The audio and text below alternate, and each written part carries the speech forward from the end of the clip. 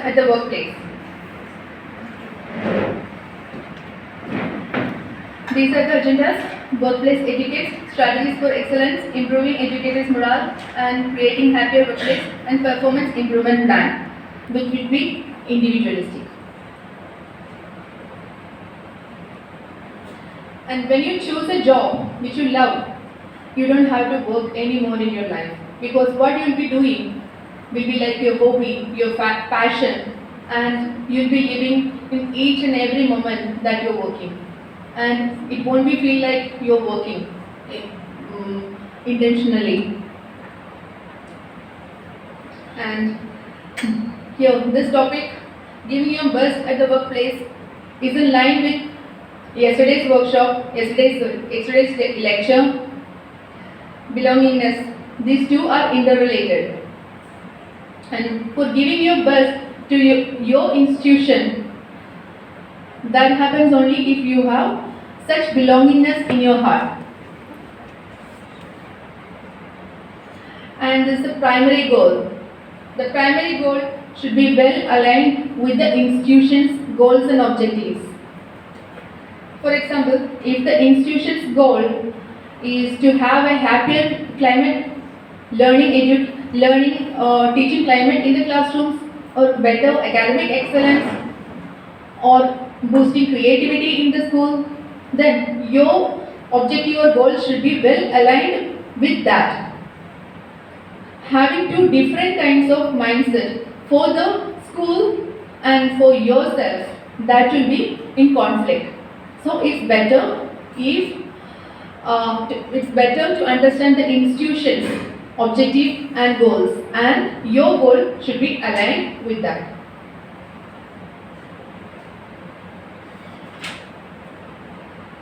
So the work etiquettes, I hope you already know all these things.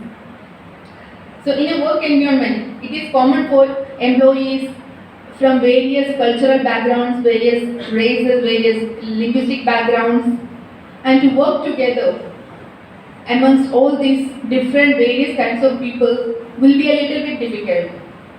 And there comes the importance of work etiquettes.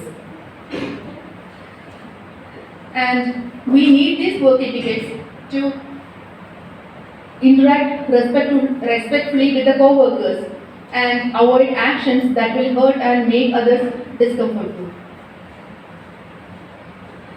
And these work etiquettes may differ in each and every workplace, but usually these are the commonly acceptable universal work etiquettes. The first thing is dress appropriately. I don't think there's need to tell you all these things because you already know and you already do. Work etiquette should be simple and should be respectful, and that should be culturally linked with where you're working.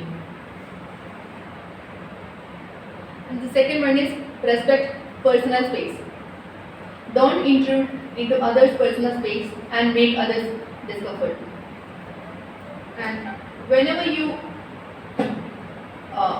talk to others, talk in a respectful and decent and maintain that civic tone. And be mindful of your words. Again, you have to watch your words. There will be a lot of interactions between peers, between co-workers, between the coordinators and the teachers, between the students or the parents and the teachers, and between the head of the institution. Again, you have to mind your words. You have to watch your words and maintain a civic tone. Next, respect co-workers' time. Respect punctuality, and even one or two of the teachers issue with the punctuality will make a conflict with the proper schedule of the particular day. And keep your workplace clean. Everyone should be respectful and of their workplace, and everyone should be responsible for whatever happens in their workplace, in their area where they are sitting, and whatever happens there should be clearly, clean and kept neat so that it will contribute to the collective level of institutions cleanliness. And socialize with your peers. And whenever you socialize with your peers or colleagues or your students, you should not cross your boundaries. You should know where you should be standing and be respectful for others. And watch your room whenever you go and interact with others. And next, use your mobile wisely. It is a boon also, and it can be a distraction also. Whenever you use your mobiles, it can be distractive when you are working properly and you will be able to finish your work on time, and there will be a lot of applications which will help you to finish your work in proper time. And keep a watch on that and develop your work ethics and take responsibility. And whatever you say, whatever you do has an impact on others, the colleagues or the school or the parents or the students. And be responsible for what you say, what you do, and be apologetic if something goes wrong.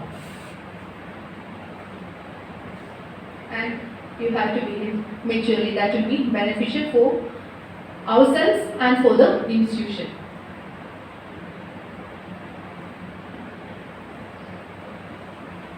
So these are the strategies towards excellence. The first strategy is that is setting clear goals for a personal goal and a professional goal. And we have to define our objectives and prioritize tasks according to it. And this will help you stay focused and organized in your workplace. And continuous learning and stay updated in your field. Whatever new updations, new trends, new learnings, new theories come up in your field, you should be updated with that. And try to bring that into your classroom and in your personal life. That will be beneficial to you personally and professionally. And problem solving. And approach each challenges with the mentality of solving that problem. And seek solutions and don't dwell onto the problems. Time management, you all know that. You have attended already a lecture on that. And prioritize tasks, manage your time efficiently and avoid procrastination. And attention to detail. Pay attention to the quality and accuracy in your work. Don't go for just the quantity and don't go for just to mark a tick on the daily tasks. Next, adaptability. Adaptability is being flexible and open to change.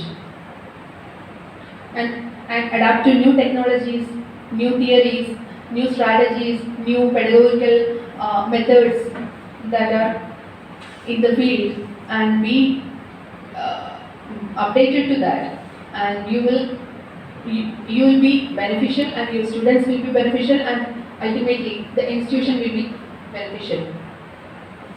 Okay. And between all these things, don't forget to take care of yourself, your mental well-being and your physical well-being should be a priority, and rest everything comes below that. Only a healthy, physically and mentally, healthy employee will be a productive employee. And seek feedback. Be open to constructive criticisms and ready to change, make changes if that is feasible, and only to improve yourself. Leadership. And try to take leadership roles if possible and inspire others through your actions. And you will learn how to lead others and make a change in the institution that you want to C. And again, having positive attitude. Maintain a positive attitude, and even when you are facing some challenges, personally and professionally. Networking is very important, even in the institution and out of the institution. And whatever subjects you are taking and whatever profession you are in after the school or anything, in whatever profession you are, learn to have a group of networks, try to know a lot of people who are in that particular updates, new trends, and you will be better by knowing all these rules and strategies. And again, self-motivation. Stay motivated in whatever field you are in, and stay passionate about your work. These are for the teachers to update themselves and to give your best for the workplace. These are the strategies which we have come across in a nutshell.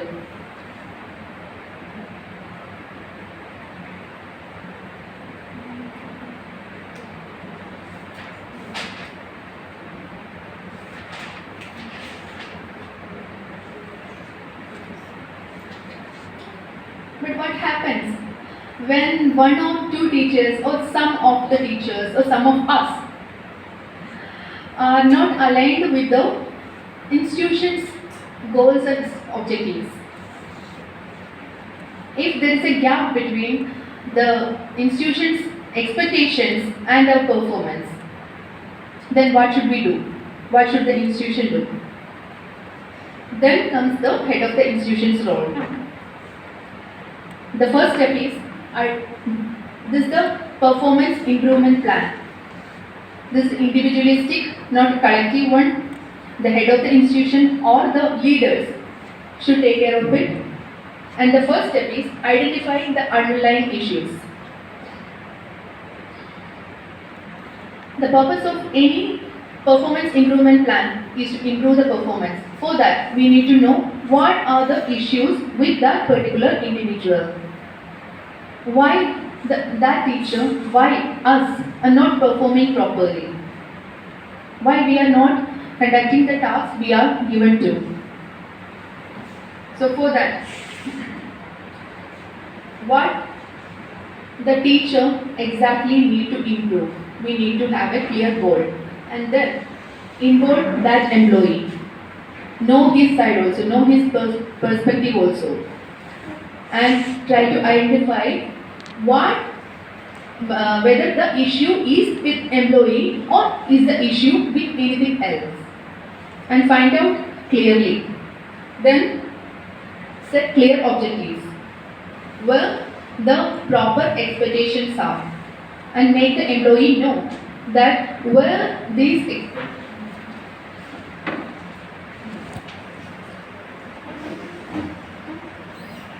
here, in setting clear objectives, make the teacher understand the clear objectives of the institution. What are the expectations of the institution? Where the teacher needs to set his objective, set his performance level. And then, after making the teacher understand this, then comes the agreed training and support system. The fourth point. If the teacher knows that he is lacking somewhere, and if he knows how to improve himself, he will have to do that. If he doesn't know, then comes the institution's part. Institution should give him, the teacher, proper training and support, whether it's offline or online. The training should be given, whether it's in the form of books, in the form of webinars, in the form of meetings, in the form of peers, coaching and observation. This all can be done to improve the employee. Then, after giving all these trainings, what should the institution do? Review progress regularly. It will be better if that review is done regularly in each week. So we know where the training is lacking, and is there any separate offline or online training should be given to that individual or not. So this is the performance improvement plan for individual employees, and this is not the common one for everyone. It is the individualistic plan. And what happens when half of the employees comes under this category? Then that is the issue with the teachers' morale. Then we need to improve and boost the morale of the teachers.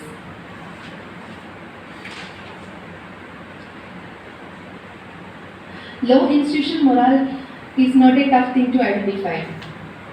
It will be very visible to all of the people, all of the staff in the institution, every colleagues, every co-workers can be easily see that, and then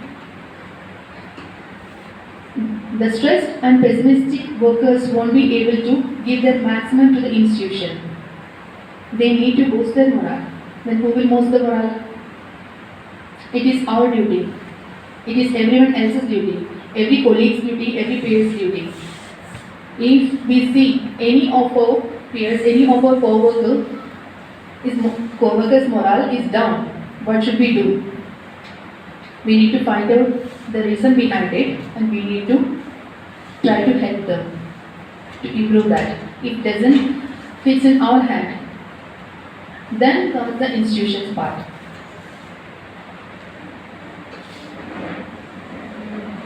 If most of the employees' morale is down, then that is a warning sign for the institution that most of the employees the retaining percentage will be lower. So, is the institution able to lose all these talented people in the institution? No.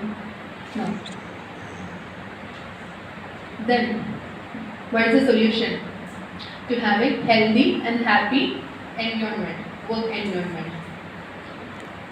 So that should be harmonious, helpful for each other, and that should be healthy and happy to work and thrive, and which will be boosting our performance. That will be beneficial for the institution, for better academic performance for the students. So improving employees' morale is not a one thing that can be kicked off from the task list. Once it's done, it should be reviewed properly and regularly. So how can we do that? There are some ways to improve teachers' morale. One of these is celebrate teachers' milestones, whether it's professional or personal. The obvious ones are work anniversaries, birthdays, or any professional achievements. These are all milestones for the employees. So these should be celebrated collectively in the school. And utilize employee incentives. Employee incentives goes a long way in improving the morale. And all the teachers should be recognized for their hard work. They should be given awards or mementos. Just an appreciation card will also do. And we can also give gift cards from Amazon on Teachers' Days, or any coupons like the institution gave us on last Teachers' Day. That will go along. And provide teachers with suitable workplace. A workplace should be calmer, comfortable, and happy to go into. And that will bring the best of the teachers towards the institution.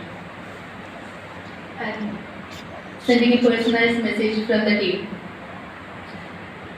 for every achievement, for every milestone. A personalized card, an e-card or a digital card will also do the purpose. We don't have to make a personalized card, handmade card or something. An e-card will also do, but that will go a long way. That will make the teachers happy and boost their morale, and provide healthy snacks for your teams. Healthy snacks and healthy food is like a fuel for the mind and brain. So when you have healthy snacks in hand or a coffee, you'll be more energized to do your work. And build rewards and recognitions into your culture. There is a lot of difference between recognizing one or two employees and developing a recognition culture. A culture of recognition will boost everyone's morale in the institution.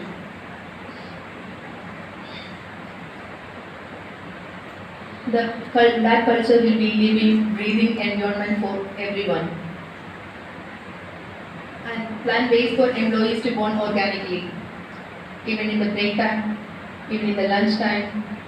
If the teachers doesn't have any work to do, they will have natural interactions between each other and their team will build up properly. And that team spirit will give them a boost to come to the institution every day and work better. And allocate projects effectively. Getting overload of the projects above our work efficiency will reduce the morale because we won't be able to complete the project in time, and that will directly influence our job satisfaction. And when we have proper projects, proper level of projects, proper level of workload, then we will complete that in time, and that will help in achieving our milestone and achieving our objective, and that will directly help in satisfaction in the job, and that will make us work more for the next project. And provide opportunities for your employees to grow and learn. There should be a collective group in the institution to grow professionally and in personal professional manner also. To have a study, like we discussed yesterday, to have a study group for CSB or UGC or any other competitive exams, or to discuss the strategies and methods in a particular subject. If we have a collective group, that will benefit us personally and to the institution. And audit your tech stacks. If we are doing and writing all the things 4 or 5 times continuously in different areas, what's the point of that? And it's a mere wastage of time. If we have proper applications and technologies to do that job, then our manual work will be less and we can give a quality time for the teaching, learning environment, and that will benefit the academic excellence, and that will lead to the institution's reputation. Create an employee wellness program. The employees should be mentally and physically well. If there are any issues, any stresses, any tensions that in the mind of an employee, that will lead to his reduced work performance. So identify and recognize that particular issue and giving a wellness program for the employees. That will be better for them to boost. And review which person benefits you offer and which person you are missing. So every institution provides a lot of benefits for the employees. Whether they are ad hoc or regular, they will be getting the same benefits, almost same benefits. But some institutions give some more benefits, some institutions may give some less benefits. And finding out what are the particular benefits that the employees need by asking them or having a survey that will benefit them, the employees, to get the proper ones that they need, and that will make them happy to come to that institution. That again leads to job satisfaction. provide more transparency regarding school decisions. When there are any particular decision regarding the school and the teachers and the students, and if it's transparent, that will be better for the employees and for the institution. Because if the employees are in dark, they are standing in dark regarding the decisions regarding their job, daily bread and butter, then they will be having a feeling of belongingness towards their work. If they know, if the coordinators know what is going on and what they need to expect in next week or the next month, then that will go a long way. And the teachers will be happy to know and what should be expected. And they can set their personal goals and professional goals in accordance with that. An institute have Saturdays. Like even for students, getting a single Sunday won't be enough. For getting a half Saturday, like if Saturdays we don't be having any stay backs. I think Saturdays we don't have. Yes, we don't have. And this week, fortnight. No stay backs on the every other. Identify employees who may be getting burned out and set a one-on-one to check in. A lot of employees, a lot of teachers will have personal issues, professional issues, and they may just suffering in person, inside, but we don't know what is going on in their mind. And if we check into them, we will know that there are a lot of issues that were going on in their personal life and in their professional life. In every institution, there should be a plan to check out the burned out employees and to have a proper one-on-one conversation with them to find out what the issues are going on in their life, and to have a performance improvement plan for them will be beneficial. And create a culture team to dedicate time towards promoting a positive school environment. So the volunteers can join and to make a culture team. A culture in the school should be positive, welcoming, and warm. Like in MNCs, they have HR. Yes. They organize games and all those on. That's it. Thank you.